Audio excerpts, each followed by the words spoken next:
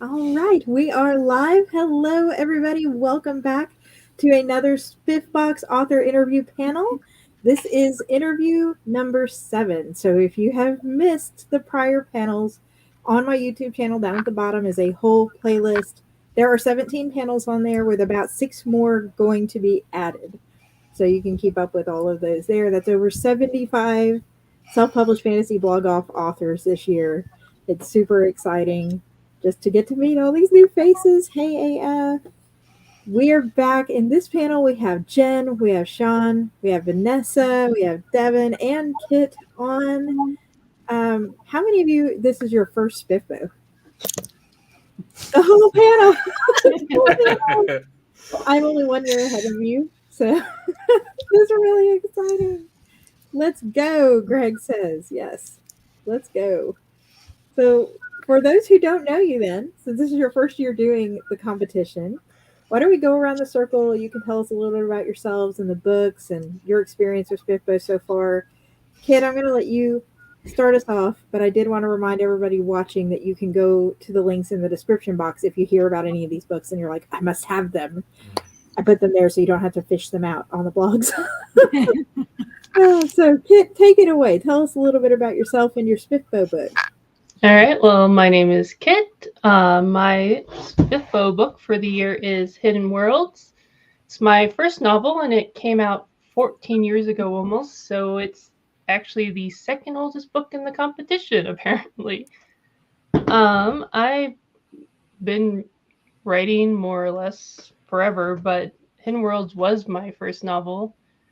And when it came out, I didn't market it or anything because I was like, well, I wrote it for fun and it's out there if people want it. I mostly wrote it for my friends. It was a serial book that I did over a couple of years, and I just put it out so they could read it when they wanted to. But over the years, I found that when other people pick it up, they actually like it. So maybe I should do some marketing for it. I have had 3 other books come out since then, which have had traditional launches and everything. But Hidden Worlds has been perhaps my most loved book by other people, and I'd like to have more people see it. So there we go. Yeah, what subgenre of fantasy is it? I know that all our books are fantasy, but there's so many different kinds this year. So it is a portal fantasy. It takes place in a magical writing community, and there is a what's called the door, which through the door all stories come to life. So if you're having issues writing a scene, you can go into the door and see it. But there's one rule, and the rule is that you have to tell someone that you're going in through the door so that they can keep track of you. And my main character, whose name is Marjorie, nobody's around to watch her, and she's like, oh, it's fine. I'll just go in for a second. But she manages to destabilize the entire thing and get trapped inside the door. And she's got 2 characters helping her try to get back out. Her main character, Cass, who is a pirate queen, and a jack of all trades character named Someone, who kind of does whatever you need him to. I love it. Okay. It makes me think of this Japanese anime called Doraemon, where there's this, or Doraemon, which is like this door. It has a door that will take you wherever you want to go. But it would be super nice to go in a door that would take you to a book world. Like, yes, I want to fall into a book world for a day. That's awesome. So, Devin, welcome. Welcome to SPFBO. Tell us a little bit about yourself and your book for this year. Yeah, hi. It's an honor to be here, and I'm really appreciative that you put this on every year and kind of gain exposure to us authors. So my name's Devin. I'm 26. I'm currently I just finished up my second year of law school. But in my free time, when I'm not, doing studying law and going to court and stuff like that, I write fantasy. So my debut novel is Bloodlust. It just came out May 5th of this year, actually. So it released just in time to submit it for SPFBO. I've been wanting to do SPFBO since, gosh, I started reading, like I said, I'm 26. I started reading Mark Lawrence's books, Prince of Thorns, when I was in middle school, I think. If Mark's watching, you don't feel old at all, do you, Mark? Is he in here? You never know. Like, if you're watching, Mark, we love you, and we've been reading your book since middle school here. Yeah, but I mean, his book was a huge Prince of Thorns, and that whole trilogy was a huge reason why I fell in love with reading, and then subsequently writing later on in life. So I've known about it. Yes, right there. Kit's got it up, but I've known about SPFBO ever since he first launched it, like a decade ago, but never had a book to put into it. And so now that I'm 26, I finally put my hat in the ring, and so this is a werewolf vampire fantasy. I've wanted to be an author since the fourth grade, but I always knew I always knew that I wanted my first story to be on werewolves and vampires because I just I had this obsession about them when I was little. I had a terrible habit of sleepwalking when I was in elementary school. I was a really bad sleepwalker, and like I remember one time I literally left my house and was woken up by a neighbor about a half mile away from my house in the middle of the night. And so because of my habit of sleepwalking, I always had this. When I was little, I thought that I was a werewolf. I don't know why I thought I was a werewolf, but I I would it's like I would fall asleep in my bed upstairs in our house, and I would wake up in strange places in nothing but my underwear. And so for some reason I thought that meant I was a werewolf, and so I was fascinated with them, and I knew that I always obviously I know now that I'm not a werewolf, but that fascination never left me, and so that's what I made my debut novel about. I've got to say, that is the best origin story for a werewolf novel I have ever heard. It is amazing. And as a fellow sleepwalker, I feel like I've lost something by never thinking, oh, it's because I'm a weregoose or something. Like, Yeah, it was. I think it was just the combination of being a child and not knowing how to explain what I was going through at that time. But yeah. I think it made for a great story. So Yeah. Jen, you win the first Pet of the Live award for the panel today. 4 ferrets and a husky now. So yeah, they're it's like the Serengeti back there. They'll come wandering through. So, Devin, I did have one question though. How dark is yours? Because when I first saw your cover, I was like, "Oh, that looks like a great dark / grimdark fantasy." it is. I would when I characterize it to people, I say that it's grimdark. I was reading a lot of Joe Abercrombie while I wrote it, so I think it falls nicely in that category. It's not. It's by no means horror, but it's definitely darker than a lot of mainstream stuff that you would find these days.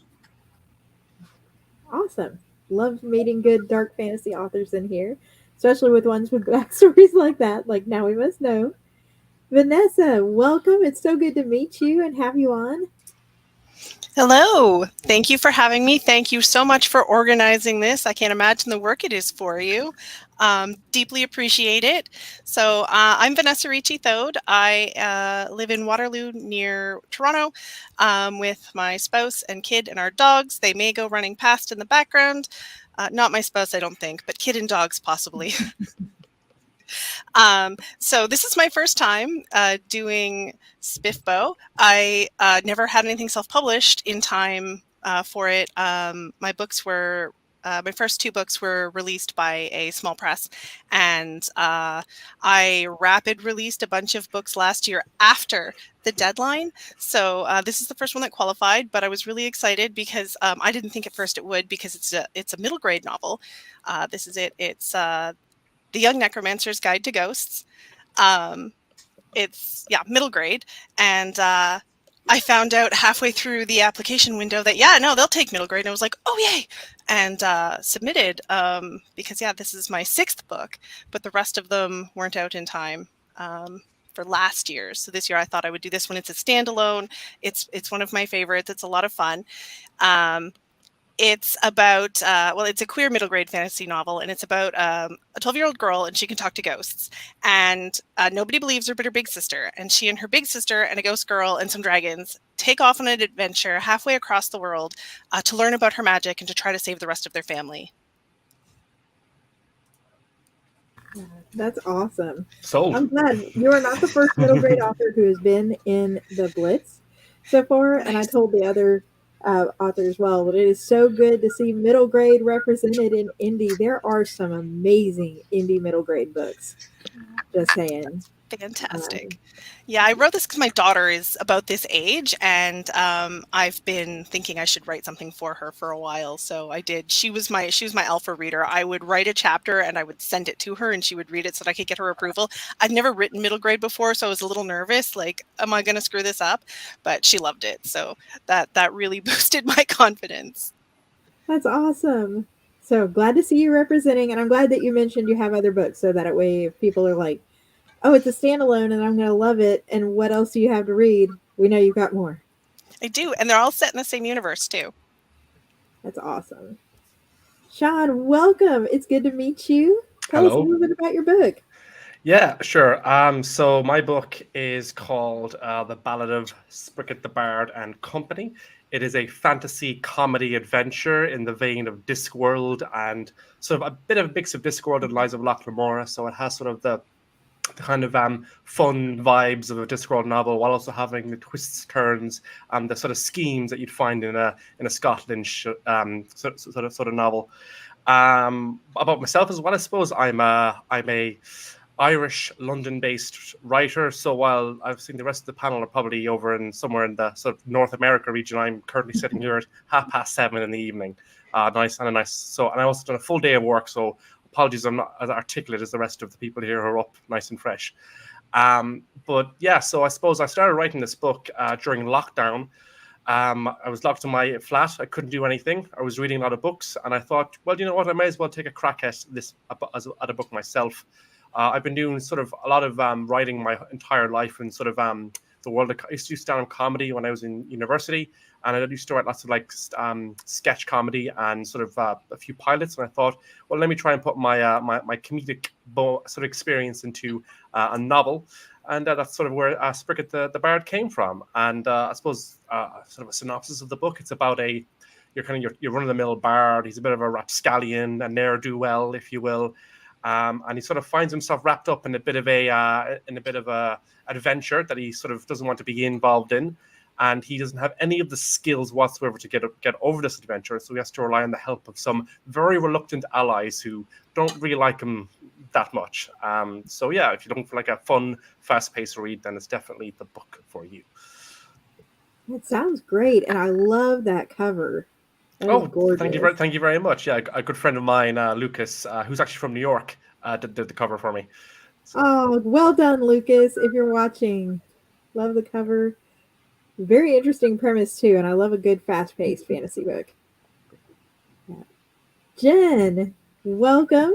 So good to have you on. Now you've heard everybody sort of talk about their books. What flavor of fantasy are you bringing to SPFBO? I write urban fantasy, so a little faster paced, dark, sass, that whole vibe. Was born and raised in Chicago. My book is based in Chicago. It was actually, I have 7 out. This is my 4th one that was published. So I don't have my actual book. So I have the cover here on an iPad because I didn't think to bring a book. They're all packed to go to an event this weekend. But Evil's Unlikely Assassin, it's #1 in a series. It's now complete. It's about a vampire who signs a contract with an angel to get her soul back eventually, her human soul, and become human again.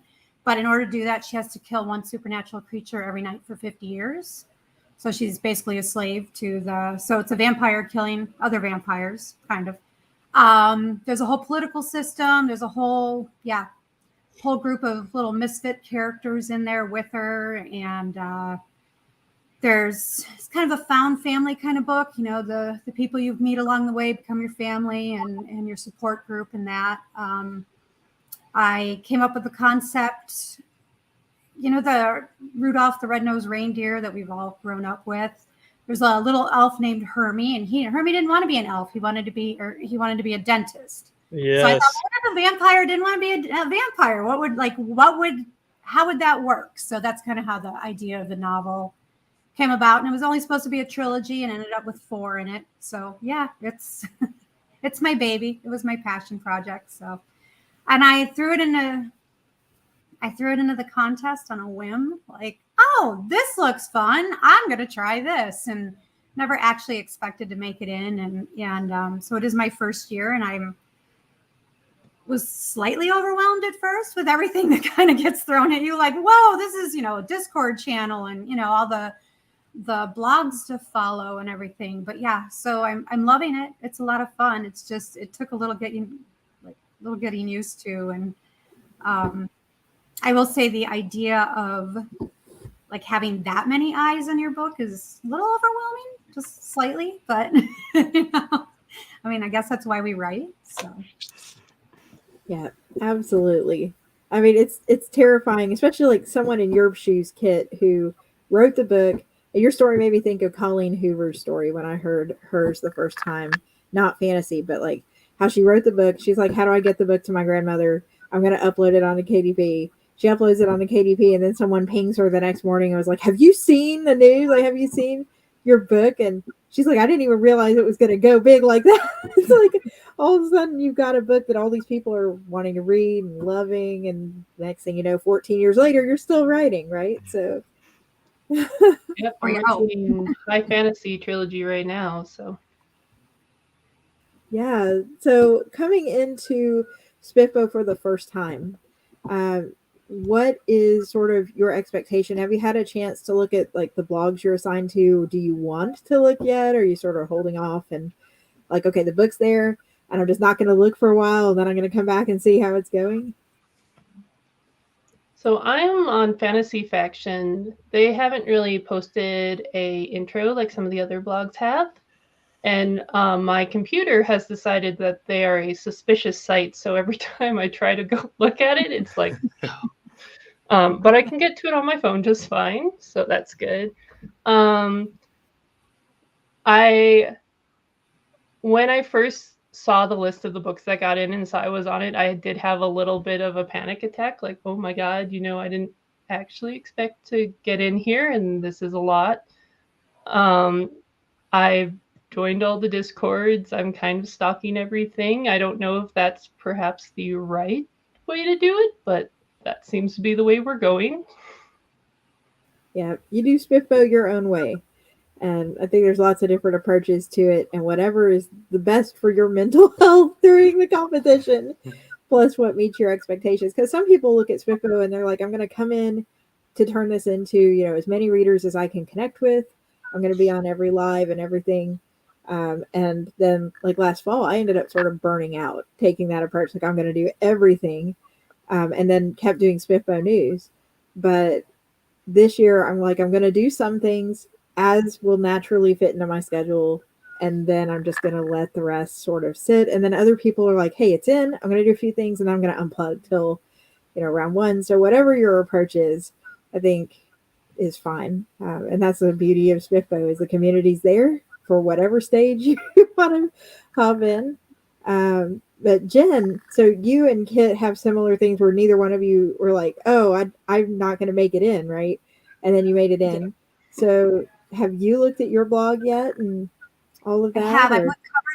I'm with Covers with Cassidy, and I saw what they did last year. Like they had a lot of posts last year, but I think because from what I'm understanding, since it doesn't start till June 1st, technically, we won't see a lot on the blog except for like introductions and that probably. So yeah, I did go and stalk that, and I've looked at the others too, because I don't know the name of the person who made the really cool thing with all the books under each blog, and you could click on the blog and go see. So I kind of stalked that. That was fun to go through and look at all the pretty covers. Yeah, Zach Argyle has a list, And Yeah. so I actually need to just keep this list up. I'm going to pull up the tag so that I can share it here for anybody who's watching outside of your books, which are in the description box. And I've got Mark's link to the official blog there. Zach Argyle has a list of all the books broken down by blog, and you can sort it by KU, you can sort it by audio. It's just really nice. And as the books get cut, he leaves them on but turns them sort of gray, so the highlighted ones are still in the running. So it's nice to have like as a reference for sure. How about you, Sean, going into this? Have you checked out your blog? Do you have any like strategy for the community aspect? God, my strategy is just to milk this as long as I can and hopefully get some TBRs and get some sales and get some exposure. But no, what I will say is that I'm been put into Fantasy Book Critic, which I think they're one of the sort of the largest sort of indie fantasy sites. So I'm extremely sort of honored to be in that list. And the way they've done it now is they have split up the 30 books across 5 different bloggers who will go through 6 books, and then they'll nominate one to be a semi-finalist. Then everyone reads those semi-finalists, and then the finalist is picked to go into the final round. And so I have a gentleman called Mahir on Fantasy Book Critic who will be reviewing my book, and I've taken a look at some of his reviews, and he seems to be a very good reviewer, very thorough, and also seems to like when things are funny. So hopefully that kind of puts me in his good books. So yeah, definitely. Nice. Definitely. Yeah. And Devin, as a fellow dark fantasy author, I'm going to say I was a little nervous because I love your cover just from cover alone.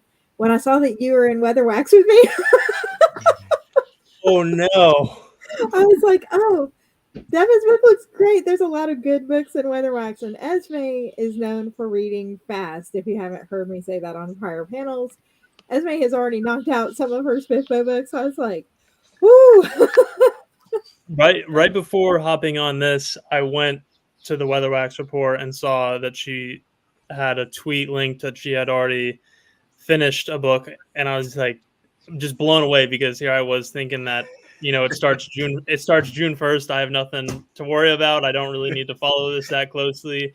I just got out of exams, and so not that this hasn't been in the forefront of things, but I've just been running around with my head cut off the past couple of weeks. But yeah, I'm honestly my approach to all of this has just been just to enjoy it while I can. I mean, it's no longer in my hands. I've been looking for books across the platform that I think I would enjoy, because this whole process of self-publishing has taught me how difficult it is to be an indie author, having to take everything on your own, on your back, and to learn how to do your editing, the formatting, the marketing yourself. And so it's given me a huge admiration for indie authors. So I've taken that and then went forward and said, you know what, I want to read as many of these that are in the contest this year, because now that I know how much of a pain in the butt it is, I can relate to everyone, and that makes me want to support people that are going through the same things as myself, as opposed to then just going to what the latest New York Times bestselling fantasy book and just reading that like everyone else. Not that there's anything wrong with that, but like I feel a sort of camaraderie now that I'm in this contest, and I'm wanting to read through some of these books. So knowing now that yours is darker fantasy as well, Katherine, I'm gonna have to check that out.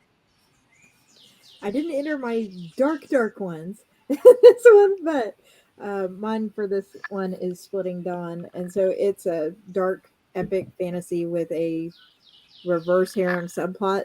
Back when I was still trying to work romance into my books, and since then romance has slowly faded out of my books, because I was like, I just don't give people the happily ever afters readers are wanting when they pick up a romance book. The only person who gets a happily ever after in book 1 is the villain, but not in the way you would think. I was like, well, But no, there's a lot of good books. I picked up Callus and Crow from Weatherwax and a couple others as well.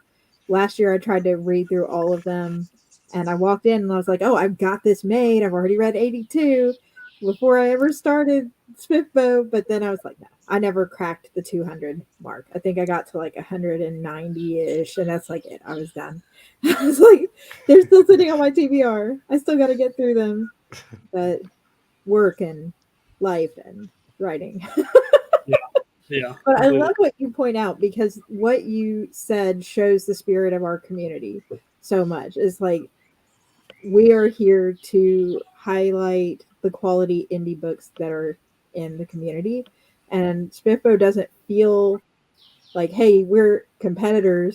My writing's better than yours or not as good as yours. It's not like that cutthroat vibe. It's very supportive and like we're all here to lift each other up. So, yeah, it's a daunting task, that TBR. It is. So how about you, Vanessa? So we've got we've got 5 different blogs represented today, and you represent a different blog. Tell us about yours. Yes. I'm with Captured in Words, who I think is new to this year. And I But had a not a quick new look. booktuber. Huge Sorry? booktuber. But they're not Yes. a new booktuber. They're a huge booktuber. Yes, they're new to doing this event. That I don't think they've done this one in the past.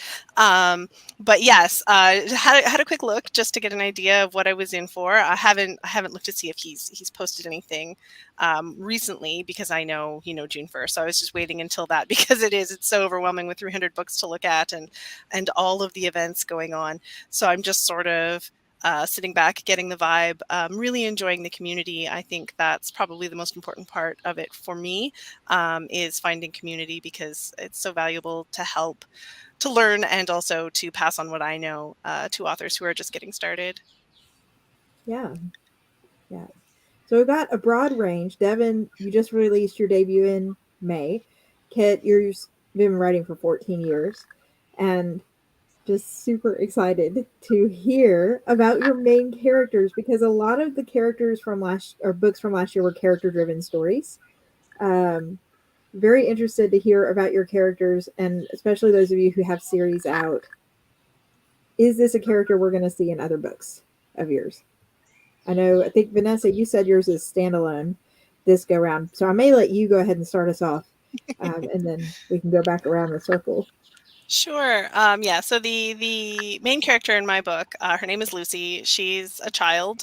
She's a wizard. She talks to ghosts. Nobody but her sister believes her. So she's very nervous. She's very quiet. She's very head down, not getting attention, because she gets obviously bullied because people don't believe her. They think she's crazy, or a liar, or making it up for attention. So she's very quiet. And then she ends up on this adventure with her sister and a ghost and a dragon, trying to learn about her magic, because she's learning that no, you can actually see this ghost. This is actually a thing that other people do. This is a talent that people have, and you can do so much good with it.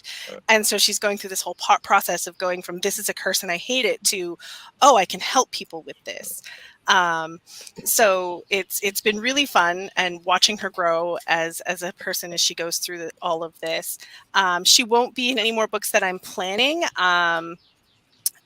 But because this is like a world that other books are set in, I may in the future include her as an adult in some of my future adult books, and having her magic and being an expert in it, instead of someone who's just like, what's happening to me? I love that idea. Yeah, looking at her in the beginning and then getting to go back and be like, now I'm the master of this. It makes me think of Harry Potter and how you see where they start, and how you see how Dumbledore is like, how did you become this guy from that guy? Yeah, it'll be interesting to get to those future books where she is an adult and joining in with some of the other characters from my other series, set in this world, because I do like doing a lot of crossover and having the characters intermix with each other, and different main characters, but the main character of this one is a supporting character in another one, and I have a lot of fun with that, and the character interactions and how they work together or don't. Mm-hmm. I was Awesome. wondering really quick, how did you enjoy the experience of being able to share this with your daughter? I'm only curious. I'm not married. I don't have a daughter, but I've always thought of like, man, when I start a family, like I would love to write the picture books that I read to them at night, or the chapter books when they're a little older. I was just wondering how that experience was for you. It was really cool, actually. I've been, since she was really small and into board books, I really need to write something that's I have written that she can read. And picture books are hard. I couldn't do a picture book, and I was worried I couldn't do a middle grade either. But she's been involved, like I've been consulting with my child from the idea stage, saying, "Does this sound like a good idea? Would you want to read this? Do you think your friends would want to read this?" And so it's been really fun to get her feedback and see her excitement. And yeah, that sounds cool. And having her involved, because she'd go to bed at night and I would be writing, so she'd wake up in the morning and there'd be a chapter there for her, and getting her feedback and seeing what she thought, and the little in jokes she would make with me, and there were little things in the story that she really liked, weird phrases I used or whatever. And getting to have that, like you do with any IP, but like it's my stuff, I made this up, so it's really fun to have that component in my relationship with her. Has it given her the writing bug at all, or is she not really interested at her age? No, she tried a little while ago. She sat down and we were reading some of the same books at one point during lockdown, and she tried to write a story, and she was like, not really, this isn't for me, I'll just keep reading. She's such an avid reader. She outreads me by a lot. It's really fascinating to watch how much she reads, because I couldn't read that many books. Yeah, future SPFBO blogger in the works is what we've got going here. Possibly, yes. Yeah, it takes a special hand, and I think there's people who love writing and are excellent middle grade, young adult writers, and it can be hard in the reverse, turning that off, flipping to adult out of one or the other. So good for you, Vanessa, reaching out, bringing your daughter in, giving us a great book for SPFBOX. Thanks. How about you, Kit? What about your main character? Marjorie is a shy 16-year-old. She loves to write, but she feels like she can't share that hobby with anyone. So when she finds this magical writing community, it's really good for her. And throughout the course of the book, she kind of becomes more confident and learns to trust herself more, and be more resourceful. So it's almost a coming of age.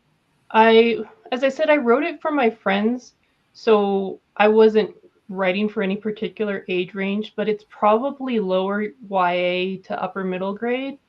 So like my kids have read it. The book is older than them, but they've read it and they liked it. My daughter is actually reading it right now. I don't know if you can see, it's got a bookmark in it. Yeah. It evolved. It survived. Made it past the 10-year test, and people are still reading it, which is huge. Oh, I'm in the middle. I'm coming up. I started this in 2020, and I'm like, oh my gosh, next year will be 5 years. I'm like, am I going to make it? Another 5 to that 10-year mark. So you're a huge inspiration just to see that you can still be doing this. Yeah.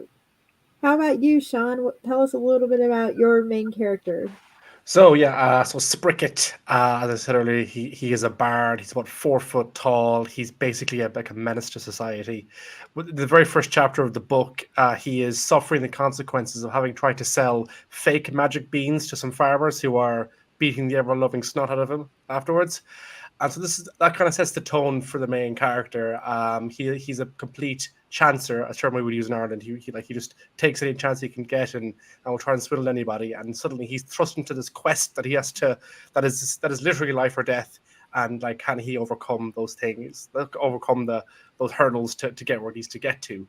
I say that as well. He is sort of a very sort of not entirely selfish. He's got a bit of a heart of gold to him, and I think he's what I think a term we use over here as well, a Marmite character, as in a character that like you either love him or you hate him. And so a lot of feedback I've gotten, particularly from Esme, who's doing Esme Weatherwax, is that she wasn't sure she ever liked my character, but she still gave my book 4 stars. So I think that goes to show. A lot of other feedback I have is your main character is not a hero, not a good guy, but I love reading him. So I guess the challenge when I set myself when I wrote the book was to write a main character who can fight, has to survive in a fantasy world, and is a little bit of a jerk, and that's sort of the character I've gone for. He has even at the end of this book, he's started growing and learning to do. So I definitely think there will be subsequent novels with him in it. Hopefully, being slightly less of a jerk as the books go on. I think that's what a lot of the feedback that Mark Lawrence got on the Broken Empire trilogy is that everyone hated his main character, but they loved the book. Yeah, I was curious, Sean. What is your writing style to incorporate as much comedy as possible? Because I feel like that's my Achilles heel when it comes to writing is adding the comic relief versus you've sort of centered your whole entire story around comedy. Yeah. So the thing is, I'm quite sort of natural. I've always written comedy, so it comes quite easy to me to kind of write funny scenes and funny scenarios. The challenge for me is almost the opposite, to have like the dramatic relief, where I have something serious happen or something a bit more dramatic happen to counteract the comedy. So for me, one of the biggest challenges of the book was to ensure that the stakes felt real while you were still having fun. I didn't want people thinking, "Oh, there's no consequences. It's all like a cartoon." I don't want that feeling there. So yeah. So I would say like I would liken a lot of my style to sort of like the wit and the humor of Terry Pratchett, but like the characterization of Scott Lynch and the plotting of Scott Lynch, and to an extent, the magic system is a little bit like soft hard. So a bit of like Brando Sando kind of peppered in there to kind of build on the magic system. So it's kind of taking elements of other writers that I like and then just putting like a sort of funny twist to it. Yeah. Great comps there too. But yes, we like these. Jen, what about your main character? Alexis is a 173-year-old vampire. She's loner.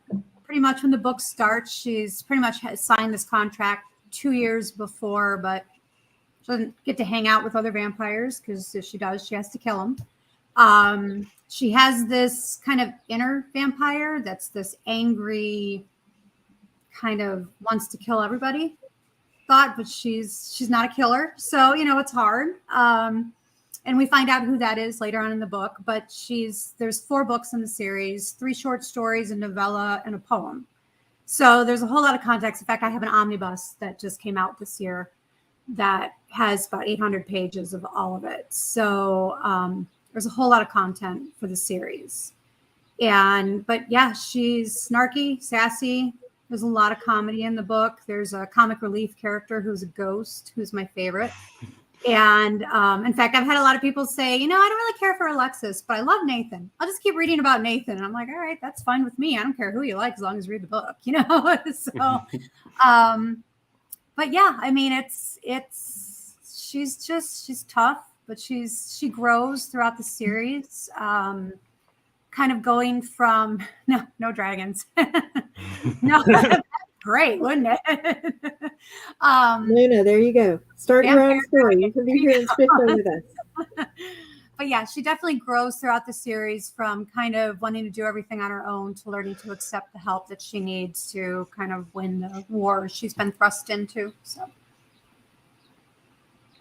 I think it's interesting there that Jenny said about how they don't like Alexis, but they like Nathan. I think the thing that I suppose we just don't really appreciate and understand is that one doesn't work without the other. You need your foil character, you need your serious character. So yeah, you definitely it's always a double act, like an Abbott and Costello. You need that, otherwise one character doesn't work in isolation.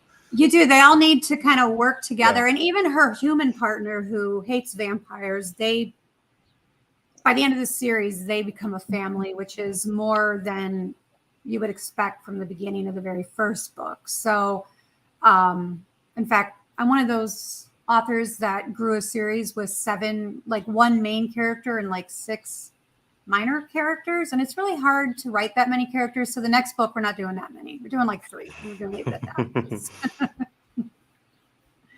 Are you gonna have to kill them off, or are you just gonna make them fade? That series is done. So they're all living in their happy little universe now. I'm not, but no, I when they're all in a room together, it's a lot of noise that have to write because you kind of forget. You're like, oh yeah, that character's here too. Crap, I gotta write them now. You know. So.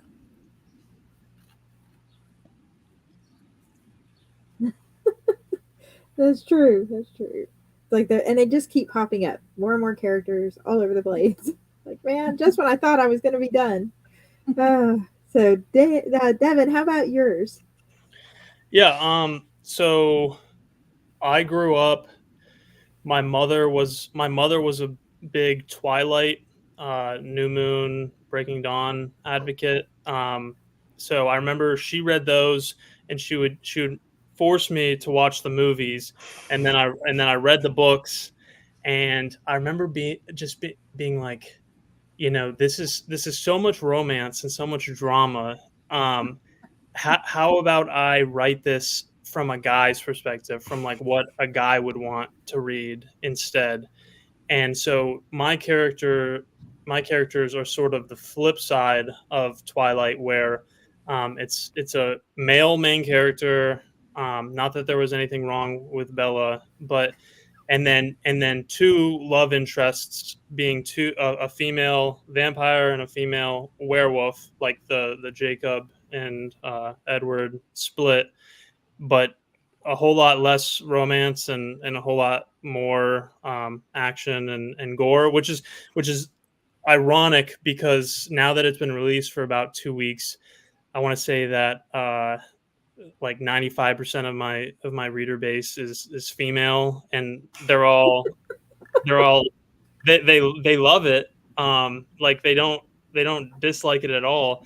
It's just ironic that I wrote it in the perspective of like, what would I have wanted to have read when I was growing up? Like put way more action and way more blood and gore in it, and that way my younger self would have something to read, but like no males have read it at all. It's just like all females. But yeah, my main character is a hybrid between the two. So like I never use the word werewolf because I always thought it was cliche. So I use like lichen, like lycanthrope for werewolves, and I didn't want to use the word vampire because I thought it was cliche. So I call them the undead, and then the main character is the hybrid between the two, which is a super rare thing to have in this world that I've created, and kind of just deals with the dichotomy. I thought like in an era where we have, you know, like a lot of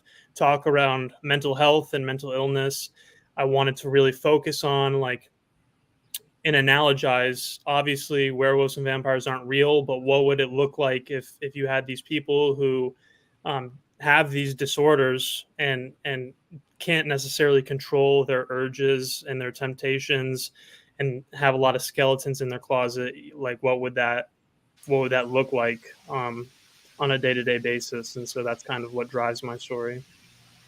Yeah. I always tell people you have a cute puppers too.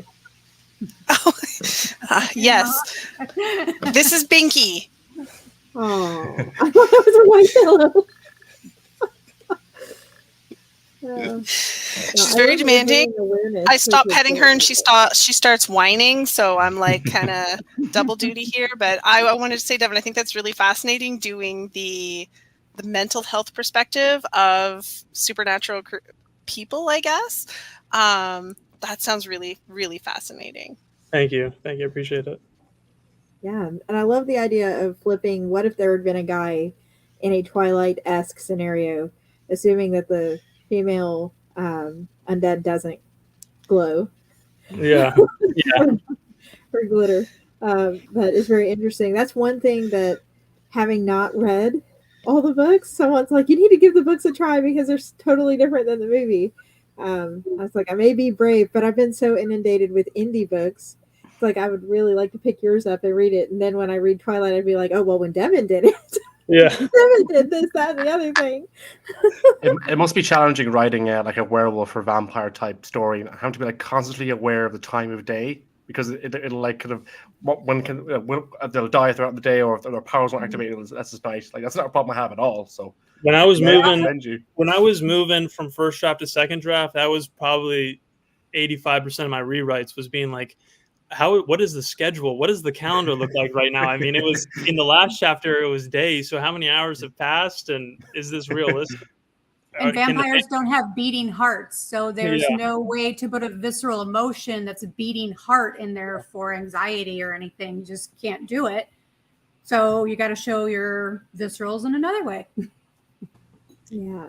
I just make them think that they're better than everyone else and that they are superior, and they're kind of just the villains of everything. Yeah. Oh, goodness. So we've got a lot of interesting books, and we've had a lot of people join since we went live. For people who weren't on at the beginning, everybody's links are in the description box. So if you want to go down and pick up any of these that really stand out to you, go ahead and do it. There have already been 30 authors featured on the panels for the Blitzes so far between Saturday and today. We have 35 plus more to go, starting tonight with Mike and Rose channel, Bald and Balding, which is a booktube channel. They're going to do a couple of these SPFBO panels, and I have put them in the playlist, and they're going to do some more later this week. So if you go to the playlist, you'll see mine and Mike and Rose. You can meet a whole bunch more authors. But thank you all so much for being here, for sharing about your books, for volunteering to come on a live when it's your first year in SPFBO. That's huge. Thank you so much for having us and for doing this. Oh, puppy! I wanted him in the panel when I say goodbye. So. Oh god, well, we missed out, kid. I should have like had a fake puppet dog here or something to kind of get the animal angle. I actually put my dog away so that she wouldn't bark. So. Yeah, all pets and writer friends welcome here. Sean, I spent a week in Scotland last June, and your accent, I could just listen to your accent all day. Oh, thank you. Thank you very much. Thank you very much. I might do the audiobook myself. You need to. Nice. You need to. Yes, absolutely. Well, good luck, you guys. I hope to see you all in the semifinalists. Even Devin, even though we're in the same vlog, I hope to see you guys in the semifinalists. I wish you all the best. Definitely go check out their books if you're watching, and check out the other participants on Mark's blog. This is going to be a great year. Take care, everybody. Thanks, Bye. everyone. Thank you. Bye. Thank you.